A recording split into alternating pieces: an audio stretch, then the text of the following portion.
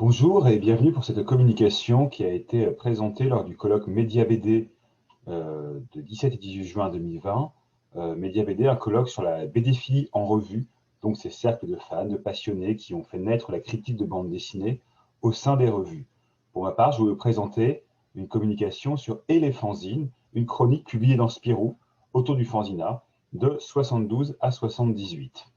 Alors, première chose, avant d'ouvrir le propos, notez le jeu de mots du titre, que je n'ai compris que très récemment grâce à un ami. Peut-être certains l'auront deviné tout de suite. Moi, je me demandais depuis des années pourquoi il y avait un éléphant sous Gaston, et donc éléphant, zine. C'est simplement un jeu de mots assez laid, mais qui me fait toujours sourire et que je n'avais pas du tout saisi.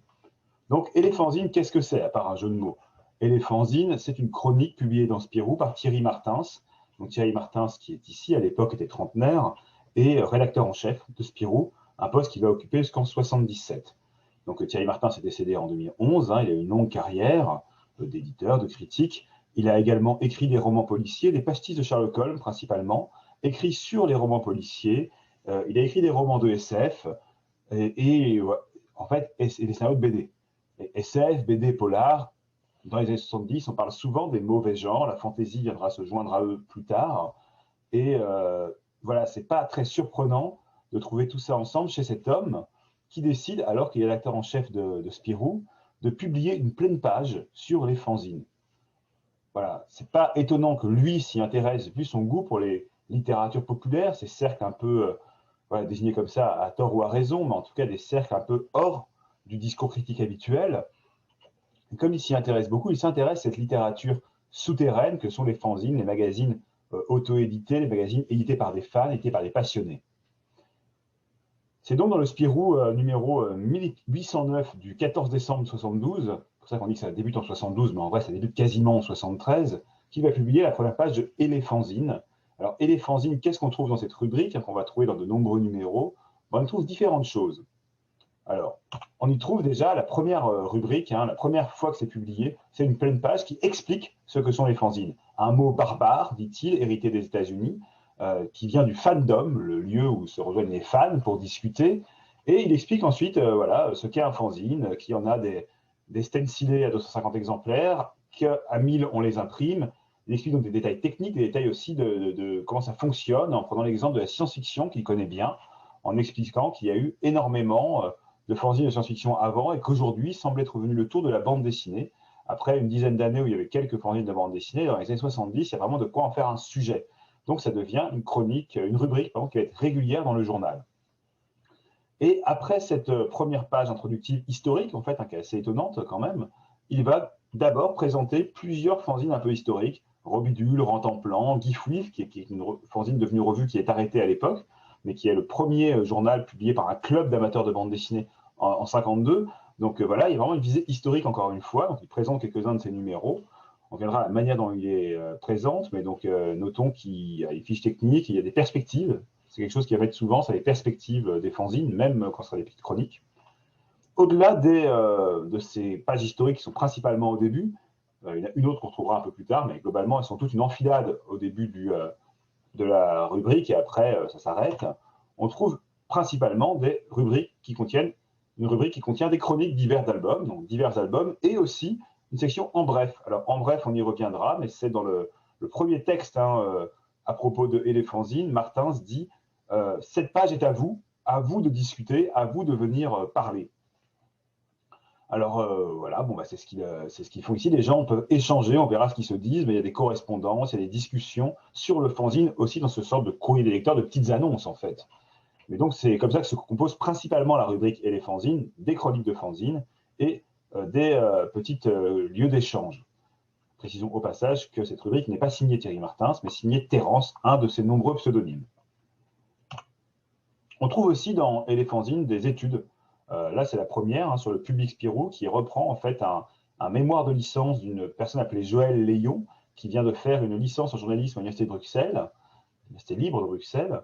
Et donc, Terence explique qu'il y a maintenant des vrais chercheurs sur la bande dessinée, au-delà des fanzineux, il y a des gens qui font des études, des universitaires, et que donc la rubrique a vocation aussi à publier des vulgarisations de leurs travaux. Et il ne le fait pas qu'à moitié, puisque ce mémoire de licence va être publié en 4 sessions de 2 pages, donc sur 4 numéros. Donc il y aura 2 autres fois des choses comme ça. C'est intéressant, c'est pas du fanzinard en fait, mais c'est le lieu du fandom. On y trouve aussi quelques extraits de fanzine. Alors c'est assez rare, mais globalement, quand ce sont des auteurs maison, là aussi on y reviendra, on va citer un extrait ou l'interview complète du magazine. Alors je vous ai mis un extrait là, vraiment chapeauté et fanzine. À gauche, Falatov interview Franquin, qui est paru dans le numéro 1826. Il n'est pas chapeauté et les fanzines, donc dans les catégorisations, il n'est pas compté comme tel. Alors moi, je l'intègre à mon corpus, mais je le distinguerai dans la comptabilité finale quand même. Voilà, c'est 3 pages, je suis d'interview de Franquin. Donc la répartition, justement, je disais que je n'intégrais pas certaines choses dans la comptabilité. Donc on a 81 chroniques, 81 rubriques, pardon, 81 fois en fait, 81 numéros avec les fanzines dedans, de 72, donc de toute fin 72 en réalité, à 78. En répartition, on voit que c'est très massivement porté sur les premières années, 3 en 72, donc en décembre 72, quasiment tous les numéros en fait, 36 en 73, 16 en 74, 8 en 75, 6 en 76, donc là ça périclite déjà vers 75, 10 en 77, un léger regain, et 2 en 78, on est vraiment à la fin. Alors 77, c'est aussi la fin de la participation de Martin à Spirou. Alors on voit qu'il y a encore 78, il ne faut pas oublier que Spirou est un hebdomadaire, donc qui est souvent préparé des mois à l'avance. Donc, il est possible tout simplement que ces rubriques aient été faites quand il était rédacteur en chef, donc elles ont été publiées après. Donc, en termes de ratio, on trouve dedans 2 interviews extraits de fanzine qui sont publiés, plus le Franquin que je disais, j'ai intégré à mon corpus sans le compter dans ma comptabilité. 6 publications d'études sur la BD synthétisées. Alors, à chaque fois, c'est 2 pages. Donc, c'est plus que les autres, vous voyez. Et donc, il y a celle sur le public Spirou, donc en fait, qui prend 4 sections, puis d'autres sur les personnages féminins de bande dessinée, un sur Natacha et un sur le Cottuno. 11 pages d'articles de fond, 11 rubriques d'articles de fond, la définition originelle que je vous ai montrée, et 10 présentations historiques d'un seul fanzine, en réalité 9, puisqu'il y a la présentation, je crois, de Phoenix à l'époque, a été une doublonnée, enfin plutôt l'inverse, Submarine a été représentée 2 fois, malgré les images qui représentaient Phoenix, il y a un numéro, il y a une erreur d'impression. Donc en fait, il y a 10 présentations historiques, mais il y a 2 fois la même, pas avec les mêmes images. Et il y a 3 autres choses, des trucs un peu bonus, une actu sur le prix Saint-Michel, qui est un prix belge, et 2 larges pages consacrées à des rééditions d'albums, donc d'Europe Vell et Marc Dacier de Maurice Tillieu, édité par Michel Deligne, en l'occurrence, je crois, ou non, par André Le Borgne, je ne sais plus, enfin édité par des fans éditeurs quand même. Il y avait un lien avec l'histoire du fanzina. Alors, il faut nuancer quand même ce ratio que je vous montre, quand on dit par exemple qu'il y en a 10, 77, 2, 78 par rapport aux autres, donc déjà c'est moins, mais en plus à la fin, on arrive parfois à des demi-pages. Voilà. Là, on n'est même plus à une demi-page, on est à presque un quart de page, allez, on va dire un tiers. Voilà. Donc on est vraiment sur des rubriques extrêmement courtes à la fin, alors qu'en 73, on peut avoir 2 pages, voire 3 pages quand c'est l'interview de Franquin, si je la comptabilise. Alors, qu'est-ce qu'on trouve dans cette rubrique? Qu'est-ce qu'on trouve? Alors, des choses assez étonnantes. On trouve, par exemple, beaucoup, il y a des auteurs qu'on voit souvent qui sont étudiés. Franquin, par exemple, est très étudié, ce qui n'est pas surprenant. On en reparlera, mais Franquin a vraiment beaucoup donné d'interviews aux fanzines. Bon, c'est aussi un auteur majeur, très réputé, mais il acceptait, il aimait parler aux fanzines, il aimait bien, en tout cas, il aimait, mais en tout cas, il ne refusait pas, il n'osait pas refuser, peut-être. En tout cas, Franquin est un très bon client des fanzines, et par ailleurs, un des auteurs les plus importants. Chose plus étonnante, on trouve beaucoup Christian de Neyer aussi. Alors Christian de Neyer, c'est au moins 5 dossiers de fanzine dans les années 72 à 75 environ. Après, je crois qu'on le cite moins. Ce qui est étonnant, parce que pour le coup, Christian de Neyer, moi, alors là, c'est un auteur qui me semble complètement mineur et que j'avais complètement... je connaissais vaguement son nom, mais vraiment, c'est pas un auteur comme Franquin, quoi, ou comme d'autres grands noms. Donc c'est assez marrant de voir qu'il était très présent. Alors pourquoi, ça je ne sais pas, il faudrait étudier. Peut-être était-il accessible, peut-être que les gens le connaissaient, peut-être que du coup, l'effet d'entraînement des fanzines aussi, qui voit qu'il y a un modèle, on interviewe Christian de Neyer, donc on va interviewer Christian de Neyer, voilà. Parce qu'on se dit qu'il est aussi plus accessible. On y voit, au fur et à mesure, aussi une certaine famille de fans éditeurs, c'est assez marrant, et des noms, les noms qu'on voit évoluer. Alors, par exemple, on voit dans le premier article qui est sur Robidule, premier article sur un fanzine, on voit dans les commentaires que Marc Minushtin, j'espère le dire correctement, distribue le fanzine pour la France. Et dans quelques rubriques plus tard, on le voit comme rédacteur en chef d'un autre fanzine qui s'appelle Submarine. On voit ça avec André Le Borgne aussi, qui édite 30 ans plan, mais qui va aussi plus tard éditer Pulp. Il y a des noms qui ressortent. Filippini, Sadoul, sont des noms qu'on croise beaucoup, Numa Sadoul ou Henri Filippini, mais aussi Jean-Yves Broniman, qui est moins connu. Voilà, donc Bronyman, on le voit sortir quand même dans différents fanzines, dans ses propres fanzines.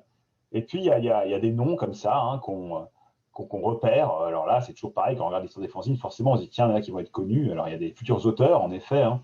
Ici, je vous ai mis Magori, parce qu'on voit Smith le Bénédicte. Donc, Smith le Bénédicte, c'est quand même intéressant. Il va être recruté par Martins dans Spirou ensuite, pendant qu'il est rédacteur en chef. Et par ailleurs, il faut devenir très proche, à tel point que l'anecdote est un peu triste, mais c'est Smith le Bénédicte, alias Mythique. Aujourd'hui, il signe beaucoup du nom Mythique, qui va trouver le corps de Martins en 2011. Donc voilà, on voit que peut-être là se noue le début d'une relation amicale très forte quand même, puisqu'elle va jusqu'à la mort. On voit aussi un numéro qui est chroniqué comme étant assez mauvais, un peu creux, et un jeune auteur. Alors, il y a Gros, qui en fait carrière, et Fmur, qui fait une fantaisie. Alors, Fmur, là, pour le coup, il fera carrière. Mais plus que les auteurs, parce que forcément, on voit des auteurs sortir, et c'est rigolo de se dire qu'ils sont devenus connus. On voit aussi à travers ce portrait de fan éditeur, ce portrait de fanzine, je disais une famille de fan éditeurs, hein, des gens qui travaillent ensemble, machin, qui collabore à celui-là, qui collabore à celui-là aussi. Sadou va travailler ici ou là, avec Glénat, mais avec d'autres, en fait. Il devient une sorte de référence du fanzina. Et il y a des noms qu'on revoit, qu'on repère aussi de fans éditeurs, qui ne sont pas des gens qui vont faire de la bande dessinée derrière, mais qui vont devenir éditeurs, à la même manière, en fait, des éditeurs de fanzines des années précédentes qui arrivent à la fin des années 70 à la tête de maisons d'édition. Ici, Jackie Goupil, par exemple, qu'on va revoir à plusieurs reprises dans Et les fanzines. Jackie Goupil va devenir éditeur chez Vent d'Ouest, par exemple. Là, on constate qu'il y a Patrick Pinchard. Alors, Patrick Pinchard qui fait un numéro sur Salvarius, sur les tuniques bleues, en fait, un numéro hommage à l'auteur des tuniques bleues, plutôt, qui va devenir, en fait, plusieurs années plus tard, il va prendre la relève de Martins, mais va devenir, des années plus tard, le rédacteur en chef de Spirou. Il était déjà repéré par le rédacteur en chef dans les années 70. Ici, alors là, on voit, c'est assez rigolo, hein, Solaris, un fanzine renéotypé pas terrible, voilà, un peu jeune pour être classifié, fait par donc le jeune Guy Delcourt. Alors là, évidemment, là, on est sur un des plus grands éditeurs en termes de chiffre d'affaires, en tout cas, de la bande dessinée actuelle. On note, alors je ne vais pas lire toutes les chroniques, hein, mais on note une très forte matérialité aussi dans les critiques. Hein. Dans le contenu de Les Fanzines, on voit un grand souci de la technique, parce qu'on se pose des questions. Il n'y a pas la photocopie à l'époque facile, il y a encore moins l'impression numérique. Et donc, il y a deux options, hein, ce que disait Martin, c'est un peu au début. Hein. Il y a la réonotypie à l'alcool ou le stencil. Alors là, c'est quand même très difficile de donner une qualité d'impression d'image. Et vous avez à l'opposé l'offset. Mais là, c'est très cher, il faut graver des plaques. Ça coûte un fric énorme, il faut au moins tirer 1000 exemplaires. Donc on note quand même que, à travers ces échanges-là, des choses assez intéressantes qui sont les manières dont ils vont dire, regardez, nous, on va lancer un fanzine et on aura tel moyen, on va bientôt avoir de l'agrafage intérieur, on va avoir, attention, un passage progressif à un zine tout en offset, on va diminuer les pages stencilées avec des pages imprimées au fur et à mesure, donc des fois on peut faire un équilibre aussi, on va offsetter les images, et les autres, on va les stenciler. Enfin voilà, on voit au fur et à mesure des numéros, et Martin souligne particulièrement les évolutions techniques comme ça. Et c'est pas que dans les chroniques de Martin, hein, dans les échanges qu'il y a entre, je parlais des échanges entre, qui se correspondent, dans cette page est à vous là, et dans les échanges qu'ils ont, on note quand même beaucoup de questions là-dessus. Hein, par exemple, c'est une personne qui va chercher un duplicateur à alcool et qui est prêt à le payer. Cette autre personne qui veut lancer un fanzine et prévient qu'il a un avantage, c'est qu'il a tout le matériel technique. Là, ça m'avait fait sourire, quelqu'un qui veut faire un zine pour les fans d'humour débile, mais qui cherche d'abord un propriétaire de duplicateur, et ensuite peut-être des poètes, écrivains, scénaristes, dessinateurs. Donc voilà, la priorité, c'est quand même plutôt le côté technique. À ce titre-là, d'ailleurs, on verra qu'après Martins, pendant une dizaine de numéros seulement, en fait, hein, il va essayer de le faire, il va créer un système en 74 avec des étoiles pour désigner la qualité extérieure des magazines et des planètes, enfin des roues, en fait, pour désigner la qualité du contenu. Et très souvent, on le voit mettre des étoiles et pas de planètes ou très peu de planètes. Donc on a des 3 étoiles avec une planète, on a des étoiles avec 0 planète, enfin voilà, ça. Et finalement, il arrête ça assez vite. Peut-être que c'est trop violent visuellement. Alors à travers les échanges aussi, évidemment, on voit des contacts, des demandes de contact entre auteurs, entre éditeurs, hein, c'est logique. Hein. Il y en a, qui veulent échanger, qui veulent trouver des éditeurs, on disait qui veulent trouver des moyens techniques, que trouver aussi des collaborateurs, hein, collaborateurs de fanzine, mais aussi parfois juste des gens qui veulent être au courant. Par exemple, ici, on voit qu'il n'y a pas de newszine encore, il n'y a pas des fanzines d'information, en fait, et les fanzines, c'est là qu'on voit son rôle, a vraiment ce rôle de plaque tournante de l'information. Et donc, il voudrait savoir, ce monsieur, par exemple, quelles sont les dates des principaux salons de la bande dessinée en Europe. Ouais, il n'y a pas Internet, il n'y a pas de fanzine qui contient les informations ailleurs, donc forcément, on va s'adresser à cette page. Il m'avait fait assez rire, Yves Magne, parce qu'il demande des gens il veut collaborer avec des gens qui pourraient contacter des professionnels. Alors, est-ce parce qu'ils osent ou est-ce qu'ils ont de carré d'adresse? Voilà, c'est son idée. Chose plus surprenante encore, en 73, on a ce Fred Baello de Tours, 17 ans, qui veut un jeune dessinateur de BD japonais parlant français. Voilà, c'est sidérant parce que le manga à l'époque est complètement inconnu. Hein. Il y a eu une publication un peu dans Budo Magazine. Voilà, enfin, c'est un truc qui est complètement improbable. Il se trouve que j'ai retrouvé ce monsieur Fred Baello de Tours. C'est bien lui, il a fait un fanzine, mais alors, il ne se souvient plus du tout pourquoi est-ce qu'il voulait contacter un japonais qui parlait français et d'où lui venait cette idée. Donc là, c'est sans doute à creuser ensuite.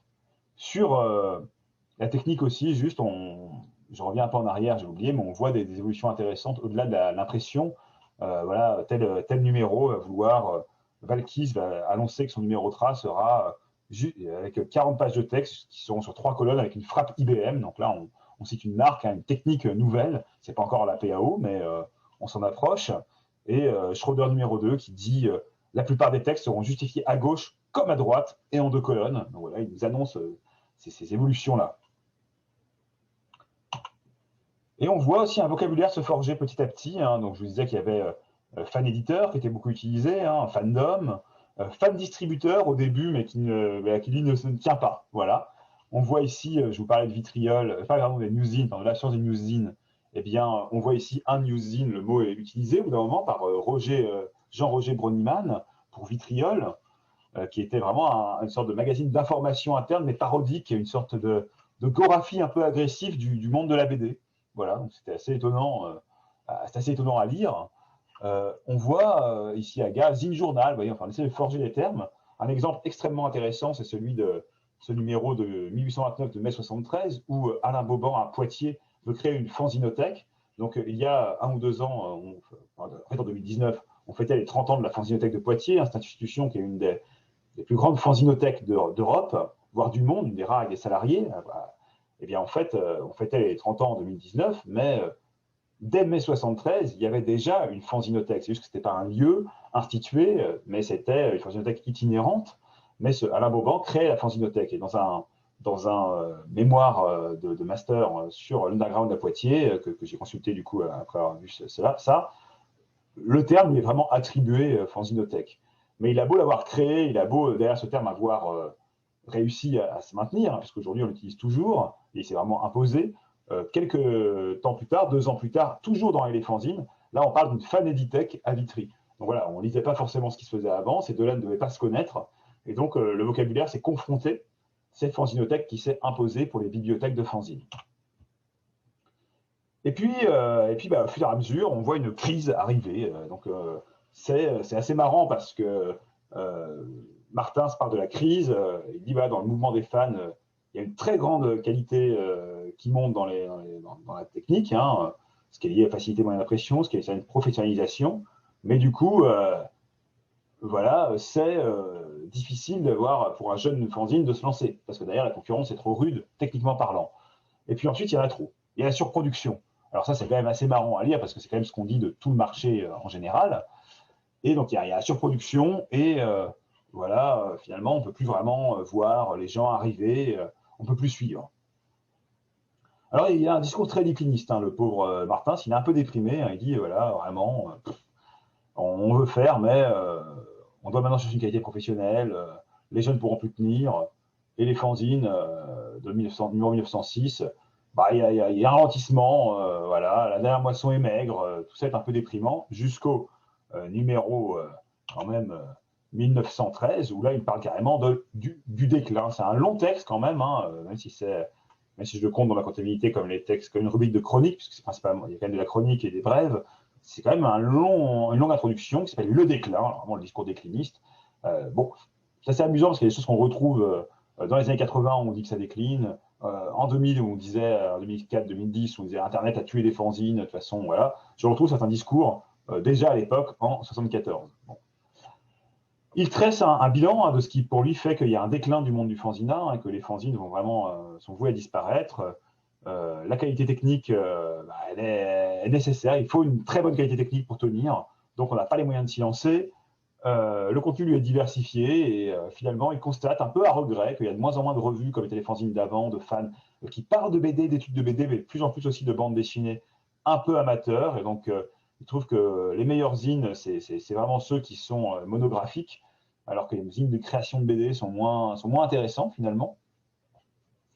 Et il parle de la rédaction qui se professionnalise. En effet, la plupart des éditeurs de fanzines qui ont tenu deviennent des professionnels de la BD. Ils rentrent dans des rédactions, ils deviennent bibliothécaires, ils deviennent chargés de la BD chez des éditeurs, une question nationale. Enfin bref, ils se retrouvent à travailler dans la BD et donc à quitter le fanzine petit à petit, puisque leur enthousiasme d'amateur devient un métier. Et donc, ils ne peuvent pas suivre en même temps, bénévolement, quelque chose à côté.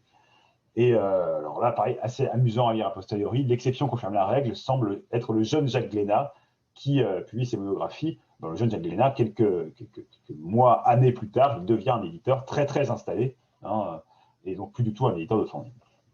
Même s'il sera toujours attaché aux revues. Et là, je renvoie à l'ouvrage sur les éditions Glénat qui paraît aux Presses universitaires de Liège à la rentrée de septembre normalement, dans lequel j'ai fait un article justement, entre autres, sur les liens de Glénat et du fanzina. Et donc voilà, on arrive en 75, mais il est toujours déprimé encore, notre ami Martins, et il dit voilà qu'il y a une génération qui a tiré la page. Il reste toujours que Glénat, encore une fois, et Falatov, et les autres, voilà. C'est un bilan très, voilà, il est très déprimé, notre ami Martins. Je continue, les exemples continuent, voilà. La disparition progressive de la part des fanzines rend notre rubrique critique de plus en plus rare. Heureusement, il en reste un peu.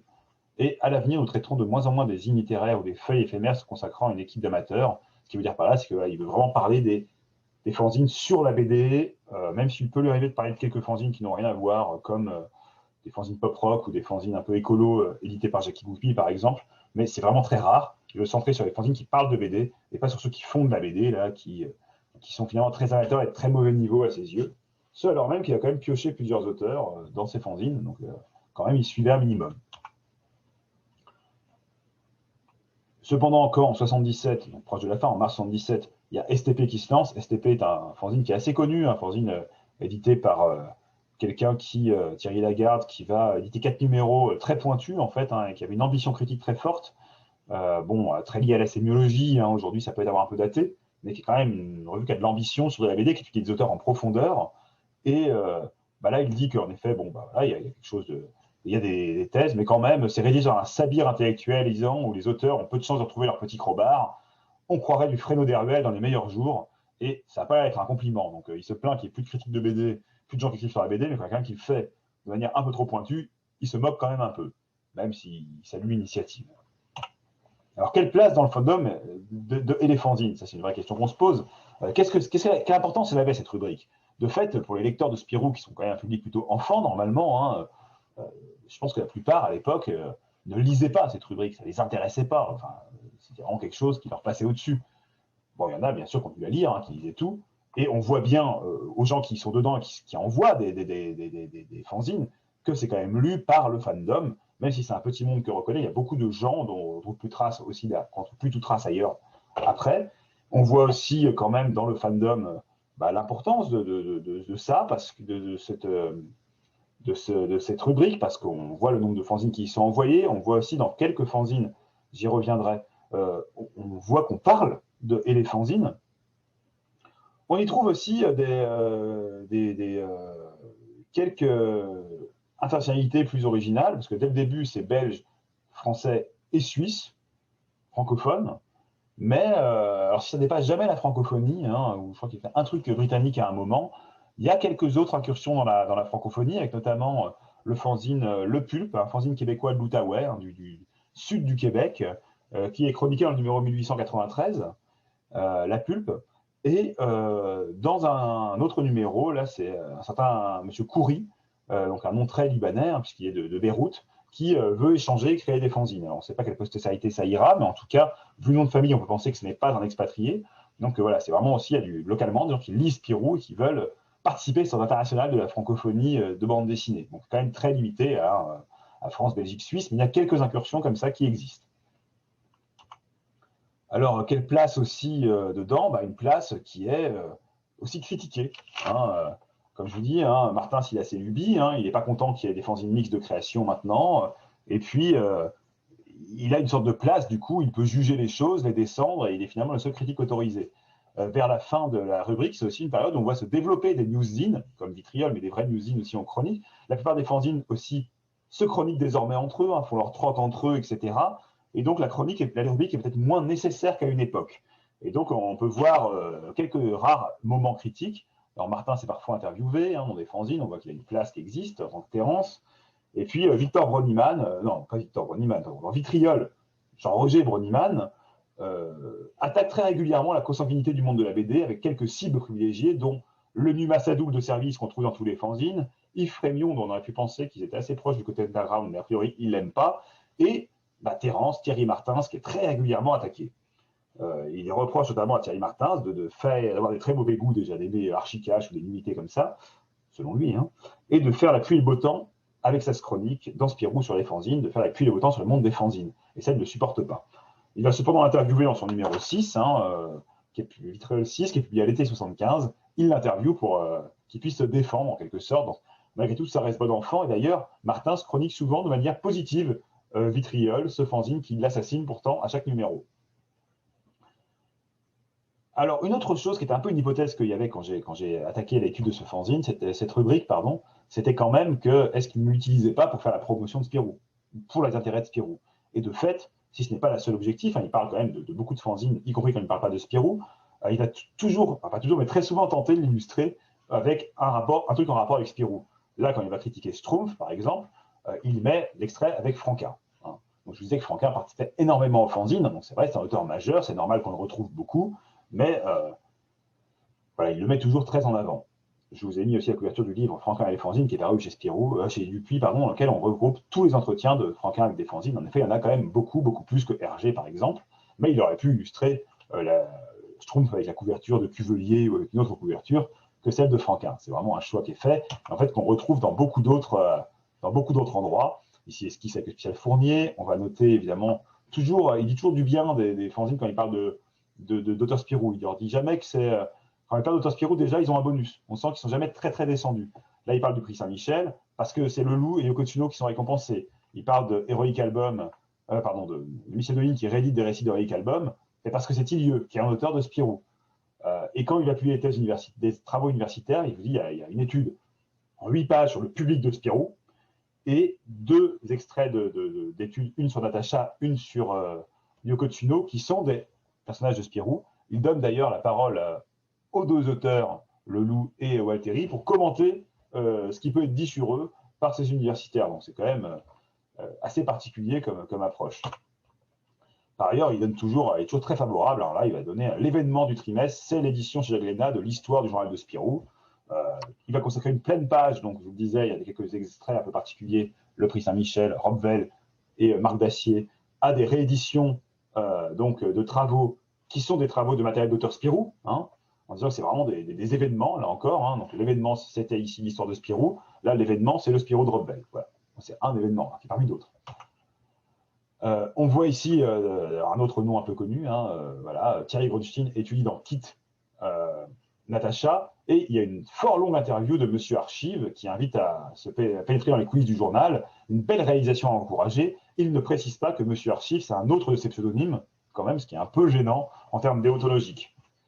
Et là, c'est vraiment juste pour l'anecdote, mais on voit dans ce numéro de Valkis, qui est consacré à Malik, l'auteur de Archicache, il indique que Archicache, une étude générale sur Archicache, est critique parfois assez injuste du scénario. Alors, quelques années plus tard, Terence, ou même Pseudo d'ailleurs, scénarisera des Archicaches à la place du scénariste, lorsqu'il finira par trouver que le scénario était vraiment mauvais et qu'il l'a remplacé.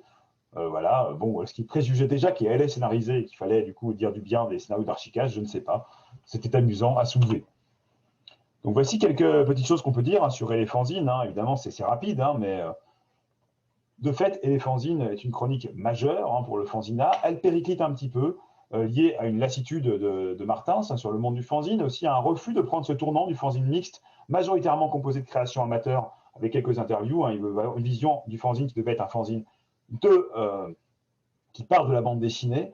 On y trouve aussi quand même beaucoup de choses sur les auteurs du Puy. Hein, ça sent un peu l'autopromotion, parfois à la limite de la déontologie, mais ça reste quand même un espace énorme de croisement. Peut-être qu'il a aussi périclité, parce qu'il a été remplacé, c'est une de mes hypothèses, par les échanges directs entre fanzineurs, entre fans éditeurs, mais à l'époque, c'était le premier lieu ressource.